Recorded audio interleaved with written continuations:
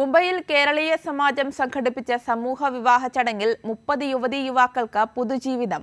മഹാരാഷ്ട്രയുടെ വിവിധ ഭാഗങ്ങളിൽ നിന്നുള്ള നിർധന കുടുംബത്തിലെ യുവതീ യുവാക്കൾക്കാണ് മംഗല്യഭാഗ്യമുണ്ടായത്. പ്ലാറ്റിനം ജൂബിലിയുടെ നിറവിൽ ഡോംബിവിലി കേരളീയ സമാജം സംഘടിപ്പിച്ച സമൂഹ വിവാഹം മാതൃകയായി. മഹാരാഷ്ട്രയുടെ വിവിധ ഭാഗങ്ങളിൽ നിന്നുള്ള 30 നിർധന കുടുംബങ്ങളിലെ യുവതീ യുവാക്കളുടെ മംഗല്യ സ്വപ്നങ്ങളാണ് പൂവണിഞ്ഞത്. ചടങ്ങിൽ സമാജം അംഗങ്ങളും ദമ്പതികളുടെ ബന്ധുക്കളും കൂടാതെ സാമൂഹ്യ സാംസ്കാരിക രംഗത്തെ പ്രമുഖരും പങ്കെടുത്തു.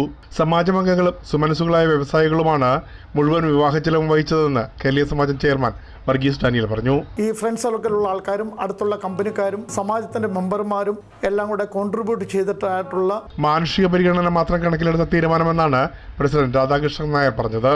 കേവലം മനുഷ്യത്വത്തിൻ്റെ കണ്ണാടിയിൽ കൂടി മനുഷ്യരെ നോക്കിക്കൊണ്ട് അവർക്ക് വേണ്ട സഹായം ചെയ്യുക. ജീവിക്കുന്ന മണ്ണിനോടുള്ള പ്രതിബദ്ധതയുടെ ഭാഗമായാണ് ഇത്തരമൊരു ചടങ്ങ് സംഘടിപ്പിച്ചതെന്ന് സെക്രട്ടറി രാജശേഖരൻ നായർ വ്യക്തമാക്കി. ഇതുപോലെയുള്ള സംരംഭങ്ങൾ എല്ലാ സമാജങ്ങളും ചെയ്യണമെന്നാണ് ഭരണസമിതി എടുത്ത തീരുമാനത്തെ മുൻ ഭാരവാഹികളും അഭിനന്ദിച്ചു.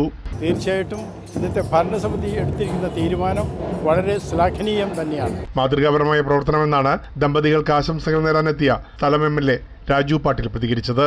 ഷഹാപൂരിൽ നിന്നെത്തിയ ബന്ധു തുക്കാറാമിന്റെ വാക്കുകളിൽ സമാജത്തോടുള്ള അകമഴിഞ്ഞ നന്ദിയും പ്രകടമായിരുന്നു.